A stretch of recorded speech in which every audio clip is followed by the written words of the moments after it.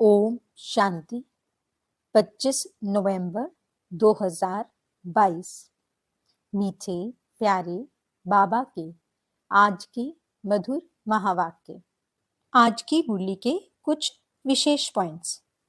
आज बाबा हमें समझाते कि अब हम बच्चे बाबा के बने हैं, इसलिए अब हमें माया के वश नहीं होना है। हमें सच्चाई और पवित्रता के गुण धारण करने हैं। अवगुणों को निकाल साफ दिल बनना है। बेहद खुशी में रहकर विशाल बुद्धि बन सेवा करनी है। अब हमें कर्मातीत बनने का तीव्र पुरुषार्थ करना है। दिल की समीपता द्वारा बाबा के सहयोग का अधिकार प्राप्त कर उमंग उत्साह में उड़ते रहना है। कभी भी कमजोर नहीं बनना, दिल शिकस्त नहीं बनना, पुरुषार्थ में साधारण पुरुषार्थी नहीं बनना। अब हमें श्रीमत के कदम पर कदम रखते संपूर्णता की मंजिल को पाना है। आज की मुरली में मातेश्वरी जी के भी अनमोल महावाक्य हैं, जिनमें वह समझाती सतो रजो और तमो गुण इकट्ठे नहीं चलते, बल्कि जब सतयुग है तो सतोगुण है, द्वापर है तो रजोगुण है और कलयुग है तो तमोगुण है। मातेश्वरी जी ये भी समझाती कि सतयुगी सार वाली दुनिया और कलयुगी असार वाली दुनिया दोनों इस एक सृष्टि पर ही होती हैं। तो चलिए सुनते हैं आज की मीठी प्यारी मुरली। ओम शांति। बाबा कहते, मीठे बच्चे, अवगुणों को निकाल साफ दिल बनो, सच्चाई और पवित्रता का गुण धारण करो, तो सेवा में सफलता मिलती रहेगी। प्रश्न, तुम ब्राह्मण बच्चों की कर्मातीत अवस्था कब और कैसे बनेगी? उत्तर, जब लड़ाई का सामान पूरा तैयार हो जाएगा, तब तुम सबकी कर्मातीत अवस्था नंबरवार बन जाएगी। अभी रेस चल रही है। कर्मातीत बनने के लिए पुरानी दुनिया से बुद्धि निकल जानी चाहिए। शिव बाबा, जिनसे 21 जन्मों का वर्षा मिलता है, उनके सिवाय दूसरा कोई याद न आए, पूरा पवित्र बनो। गीत। मुखड़ा देख ले प्राणी जरा दर्पण में, देख ले कितना पाप है कितना पुण्य तेरे जीवन में। ओम शांति। जबकि बेहद का बाप बच्चों को मिला है और बच्चों ने पहचाना है, अब हर एक महसूस करते हैं कि हम कितना पाप आत्मा थे और कितना पुण्य आत्मा बन रहे हैं। जितना जितना श्रीमत पर चलेंगे, उतना जरूर बाप को फॉलो करेंगे। बच्चों के आगे एक तो यह चित्र है और देलवाड़ा मंदिर भी पूरा यादगार है। गीत भी गाते हैं दूर देश के, अब पराए देश पतित शरीर में आए हैं। बाप खुद कहते हैं, यह पराया देश है। पराया किसका? रावण का। तुम भी पराए देश अथवा रावण राज्य में हो। भारतवासी पहले राम राज्य में थे, इस समय पराए अर्थात रावण राज्य में है। शिव बाबा तो विचार सागर मंथन नहीं करते। ये ब्रह्मा विचार सागर मंथन कर समझाते हैं कि यह जो जैनी लोग हैं, उनका यह देलवाड़ा मंदिर है। ये जो चैतन्य होकर गए हैं, उनका ही जड़ यादगार है। आदि देव आदि देवी भी बैठे हैं। ऊपर में स्वर्ग है। अब अगर जो उन्हों के भगत हैं, उन्हों को ज्ञान मिले तो अच्छी तरह समझ सकते हैं कि बरोबर नीचे राजयोग की शिक्षा ले रहे हैं। ऊपर में भी प्रवृत्ति मार्ग, नीचे भी प्रवृत्ति मार्ग। कुंवारी कन्या अधर कन्या का चित्र भी है। अधर कुमार और कुमार भी हैं। तो मंदिर में आदि देव ब्रह्मा भी बैठा है और बच्चे भी बैठे हैं। अब तुम समझ गए हो कि ब्रह्मा सरस्वती ही राधे कृष्ण बनते हैं। ब्रह्मा की आत्मा का बहुत जन्मों के अंत का जन्म है। यह बाप और बच्चों का यादगार है। ऐसे तो नहीं 1000 लाख चित्र रखेंगे। मॉडल में थोड़े चित्र रखे जाते हैं। यह है जड़ और हमारा है चैतन्य। जिन्होंने कल्प पहले भारत को स्वर्ग बनाया है, उन्हों का यादगार है।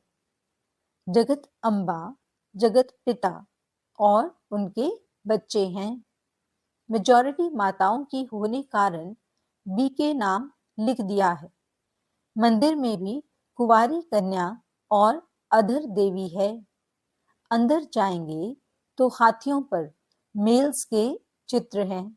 यह सब बातें तुम बच्चे ही समझ सकते हो। तुम अभी साफ दिल बनते हो, आत्मा से अवगुण निकाल रहे हो। तुम्हारी मम्मा किसको समझाती थी तो उनको तीर लग जाता था। उनमें सच्चाई, पवित्रता थी भी कुमारी। मम्मा का नाम पहले आता है, पहले लक्ष्मी फिर नारायण। अब बाप कहते हैं मम्मा जैसे गुण धारण करो, अवगुणों को निकालते जाओ। नहीं निकालेंगे तो पद भ्रष्ट हो जाएंगे। सपूत बच्चों का काम है हर एक बात समझना। पहले तुम बेसमझ थे, अब बाबा समझदार बनाते हैं। अज्ञान में बच्चे खराब होते हैं तो बाप का नाम बदनाम करते हैं। यह तो बेहद का बाप है। ब्रह्मा कुमार कुमारियां कहलाकर फिर ईश्वर बाप का नाम बदनाम करेंगे तो उनका क्या हाल होगा। ऐसा काम क्यों करना चाहिए जो पद भी भ्रष्ट हो और बहुतों का नुकसान भी हो। तो बाप ने समझाया है, दूर देश से आते हैं पराए देश में। फिर रावण राज्य द्वापर से शुरू होता है। भक्ति भी द्वापर से शुरू होती है। इस समय सबकी तमो प्रधान जड़ जड़ीभूत अवस्था है। यह बेहद का पुराना झाड़ है। बेहद का ज्ञान कोई दे न सके, बेहद का सन्यास कोई करा ना सके। वह हद का सन्यास कराते हैं। बेहद का बाप बेहद की पुरानी दुनिया का सन्यास कराते हैं। आत्माओं को समझाते हैं, हे बच्चे, यह पुरानी दुनिया है। तुम्हारे अब 84 जन्म पूरे हुए हैं। महाभारत लड़ाई सामने खड़ी है। विनाश अवश्य होना ही है। इसलिए बेहद के बाप और वर्षे को याद करो। हे आत्माएं, सुनती हो? हम आत्मा हैं, परमात्मा बाप हमको पढ़ाते हैं। जब तक ये पक्का निश्चय नहीं, गोया कुछ भी नहीं समझेंगे। पहले यह निश्चय करें कि हम आत्मा अविनाशी हैं। हम अशरीरी आत्मा शरीर में आकर प्रवेश करती हैं। नहीं तो आदमशुमारी वृद्धि को कैसे पाए। जैसे आत्माएं परम धाम से आकर शरीर में प्रवेश करती हैं, वैसे परम पिता परमात्मा भी इस शरीर में प्रवेश कर कहते हैं, तुम हमारे बच्चे हो। तुम मुझ सागर के बच्चे जलकर खाक हो गए हो। अब मैं आया हूं तुमको पावन बनाकर वापस घर ले जाने के लिए। जो विकार में जास्ती जाते हैं उनको ही पतित भ्रष्टाचारी कहा जाता है। यह सारी दुनिया ही विकारी है। इसलिए ड्रामा प्लान अनुसार मैं रावण के देश में आया हूँ। 5000 वर्ष पहले भी आया था। हर कल्प आता हूँ और आता भी हूँ संगम युगे। बच्चों को मुक्ति, जीवन मुक्ति देने आता हूँ। सतयुग में है जीवन मुक्ति, बाकी सब मुक्ति में रहते हैं, तो भी इतनी सब जो आत्माएं हैं उनको ले कौन जाएगा। बाप को ही लिबरेटर और गाइड कहा जाता है। बाप ही आकर भक्तों को भक्ति का फल देते हैं। तुम ही पुजारी से पूज्य बनते हो। बाबा कोई और तकलीफ नहीं देते। देलवाड़ा मंदिर में चित्र बरोबर ठीक है। बच्चे योग में बैठे हैं। उन्हों को शिक्षा देने वाला कौन है? परमपिता परमात्मा का चित्र भी है। शिव बाबा ब्रह्मा द्वारा सतयुग की स्थापना कर रहे हैं। यहाँ भी चित्र में देखो, झाड़ के नीचे तपस्या कर रहे हैं। ब्रह्मा सरस्वती की भी माँ हो गई। गाया भी जाता है, त्वमेव माताश्च पिता। निराकार को कैसे कह सकते? इसमें उसने प्रवेश किया है तो यह माता बनी ना। सन्यासी तो निवृत्ति मार्ग वाले हैं। अपने मुख से कहते हैं कि ये हमारे फॉलोअर्स हैं। वे कहते हैं हम फॉलोअर्स हैं। यहाँ तो माता पिता दोनों हैं, इसलिए कहते हैं त्वमेव माताश्च पिता। बंधु भी है, जिसमें प्रवेश करते हैं वह भी पढ़ते रहते हैं, तो सखा भी बन जाते हैं। शिव बाबा कहते हैं मैंने ब्रह्मा द्वारा अडॉप्ट किया है। तुम राजयोग सीख रहे हो। शिव बाबा को अपना शरीर तो है नहीं। वहां मंदिर में लिंग रखा है। देलवाड़ा का अर्थ कोई समझ न सके। अधर कुमारी कुमारी कन्या भी हैं। सिखलाने वाले शिव का भी चित्र है। स्वर्ग का मालिक बनाने वाला जरूर उस्ताद चाहिए। वहां श्री कृष्ण की बात नहीं। जहां ब्रह्मा बैठा है वहां श्री कृष्ण कैसे आए? श्री कृष्ण की आत्मा तपस्या कर रही है सुंदर बनने के लिए। अभी वह शाम है। ऊपर में वैकुंठ के सुंदर चित्र खड़े हैं। ब्राह्मण ब्राह्मणियां ही फिर देवता बनेंगे। तुम्हें ऐसा बनाने वाला सबसे ऊंचा है, तो यह देलवाड़ा मंदिर भी सबसे ऊंचा है।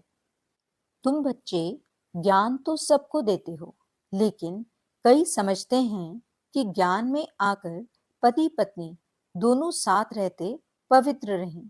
यह तो बहुत बड़ी ताकत है, परंतु यह नहीं समझते कि यह सर्वशक्तिमान बाप की ताकत है। बाप देखो स्वर्ग की कितनी भीति देते हैं। बच्चे पवित्र बनो तो स्वर्ग के मालिक बन जाएंगे। माया के तूफान तो बहुत आएंगे। बाप कहते हैं बच्चे तुम कितना फर्स्ट क्लास थे, तुमको क्या हो गया? बाबा झट बताएंगे। इस समय ब्राह्मणों की माला में नंबरवार कौन कौन है, परंतु सब कायम नहीं रहेंगे। कमाई में दशाएं बैठती हैं ना। किसको राहु की दशा बैठती है तो फिर छोड़ चले जाते हैं पुरानी दुनिया में। कहते हैं हमसे मेहनत नहीं होती है। बाबा को याद नहीं कर सकते। नहीं कहने से नास्तिक बन जाते हैं। दशाएं फिरती रहती हैं। माया के तूफान आने से ढीले हो जाते हैं। अगर भागंती हो गया तो समझेंगे श्याम बन गया। यहाँ आते हैं सुंदर बनने। तुम ब्राह्मण कुल वाले शाम से सुंदर बन रहे हो। यहाँ बहुत जबरदस्त कमाई है। बच्चे जानते हैं मम्मा बाबा लक्ष्मी नारायण बनेंगे। बच्चे कहते हैं बाबा हम भी आप जैसा पुरुषार्थ कर जरूर तख्त नशीन बनेंगे, वारिस बनेंगे। परंतु फिर भी ग्रहचारी बैठ जाती है। चलन भी अच्छी चाहिए। तुम्हारा धंधा है घर घर में संदेश पहुंचाना कि शिव बाबा को याद करो तो विकर्म विनाश होंगे। विनाश सामने खड़ा है। तुम निमंत्रण देते रहो। तुम्हारी दिन प्रतिदिन वृद्धि होती जाएगी। सेंटर्स खुलते जाएंगे। यह इतना बड़ा मकान भी कम पड़ जाएगा। आगे चल कितने मकान चाहिए। ड्रामा में आने वालों के लिए प्रबंध भी जरूर चाहिए। बच्चे अपने लिए सब कुछ कर रहे हैं, तो बच्चों को बेहद की खुशी होनी चाहिए। परंतु माया घड़ी घड़ी बुद्धि योग तोड़ देती है। अभी माला बन नहीं सकती, अंत में रुद्र माला बनेगी, फिर विष्णु की माला बन जाएगी। बाबा कितना अच्छी रीति समझाते हैं। अम्बा के मंदिर के आगे भी अपना सेंटर होना चाहिए जो सबको समझाया जाए। तो अभी यह ज्ञान ज्ञानेश्वरी है, वहां भी भीड़ मच जाएगी। तुम सिर्फ काम करो, पैसे छम छम कर आ जाएंगे। ड्रामा में पहले से नूंदा हुआ है। तुम 10 सेंटर खोलो, बाबा ग्राहक दे देंगे, परंतु सेंटर ही नहीं खोल सकते। कलकत्ते जैसे शहर में तो बहुत सेंटर खुलने चाहिए। हिम्मते बच्चे, मददे बाप, किसको भी टच कर देंगे। काम तुमको करना है। बहरूपी के बच्चे, तुम बहुरूप धारण कर यह सर्विस कर सकते हो। कहाँ भी जाकर बहुतों का कल्याण कर सकते हो। जैनियों की भी सर्विस करनी है। बहुत अच्छे बड़े बड़े जैनी हैं, परंतु बच्चों की इतनी विशाल बुद्धि नहीं है जो सर्विस करें। कुछ देह अभिमान रहता है। अच्छा, मीठे मीठे सिकिलदे बच्चों प्रति माता पिता बाप दादा का याद प्यार और गुड मॉर्निंग। रूहानी बाप की रूहानी बच्चों को नमस्ते। हम रूहानी बच्चों की रूहानी बाप दादा को दिल व जान सिक व प्रेम से नमस्ते नमस्ते नमस्ते जी। गुड मॉर्निंग बाबा, शुक्रिया बाबा। धारणा के लिए मुख्य सार।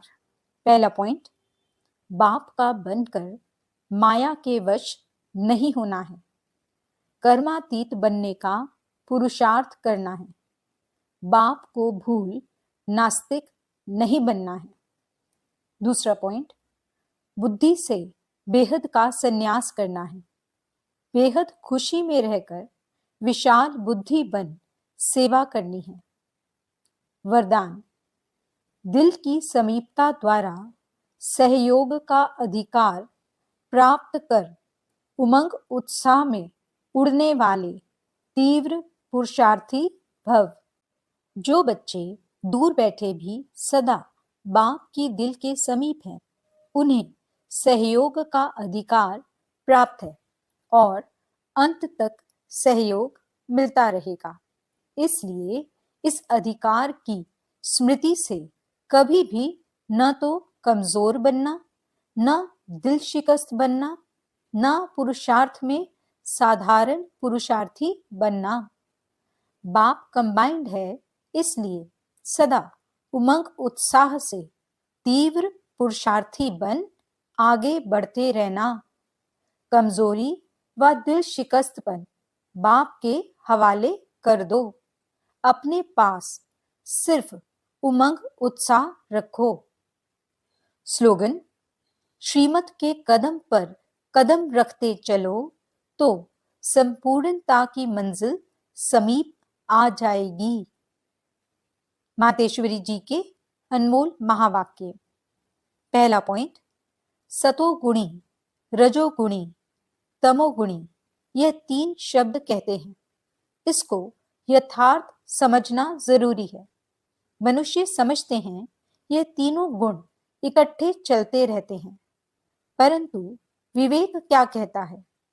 क्या ये तीनों गुण इकट्ठे चले आते हैं व तीनों गुणों का पाठ अलग अलग युग में होता है? विवेक तो ऐसे ही कहता है कि यह तीनों गुण इकट्ठे नहीं चलते। जब सतयुग है तो सतोगुण है, द्वापर है तो रजोगुण है और कलयुग है तो तमोगुण है। जब सतो है तो तमो रजो नहीं, जब रजो है तो फिर सतोगुण नहीं है। ये मनुष्य तो ऐसे ही समझकर बैठे हैं कि ये तीनों गुण इकट्ठे चलते आते हैं। ये बात कहना सरासर भूल है। वो समझते हैं जब मनुष्य सच बोलते हैं, पाप कर्म नहीं करते हैं, तो वो सतोगुणी होते हैं। परंतु विवेक कहता है, जब हम कहते हैं सतोगुण, तो इस सतोगुण का मतलब है संपूर्ण सुख। गोया सारी सृष्टि सतोगुणी है। बाकी ऐसे नहीं कहेंगे कि जो सच बोलता है वो सतोगुणी है और जो झूठ बोलता है वो कलयुगी तमोगुणी है। ऐसे ही दुनिया चलती आती है। अब जब हम सत्युग कहते हैं तो इसका मतलब है सारी सृष्टि पर सतोगुण सतो प्रधान चाहिए। हाँ, कोई समय ऐसा सतयुग था जहां सारा संसार सतोगुणी था। अब वो सतयुग नहीं है। अभी तो है कलयुगी दुनिया। गोया सारी सृष्टि पर तमो प्रधानता का राज्य है। इस तमोगुणी समय पर फिर सतोगुण कहां से आया? अब है घोर अंधियारा, जिसको ब्रह्मा की रात कहते हैं। ब्रह्मा का दिन है सतयुग और ब्रह्मा की रात है कलयुग। तो हम दोनों को मिला नहीं सकते। दूसरा पॉइंट, इस कलयुगी संसार को असार संसार क्यों कहते हैं? क्योंकि इस दुनिया में कोई सार नहीं है। माना कोई भी वस्तु में वो ताकत नहीं रही, अर्थात सुख शांति पवित्रता नहीं है जो इस सृष्टि पर कोई समय सुख शांति पवित्रता थी। अब वो ताकत नहीं है, क्योंकि इस सृष्टि में 5 भूतों की प्रवेशता है। इसलिए ही इस सृष्टि को भय का सागर अथवा कर्म बंधन का सागर कहते हैं। इसलिए ही मनुष्य दुखी हो परमात्मा को पुकार रहे हैं, परमात्मा हमको भव सागर से पार करो। इससे सिद्ध है कि जरूर कोई अभय अर्थात निर्भयता का भी संसार है जिसमें चलना चाहते हैं। इसलिए इस संसार को पाप का सागर कहते हैं, जिससे पार कर पुण्य आत्मा वाली दुनिया में चलना चाहते हैं। तो दुनियाएं 2 हैं, एक सतयुगी सार वाली दुनिया, दूसरी है कलयुगी असार की दुनिया। दोनों दुनियाएं इस सृष्टि पर होती हैं। अच्छा, ओम शांति।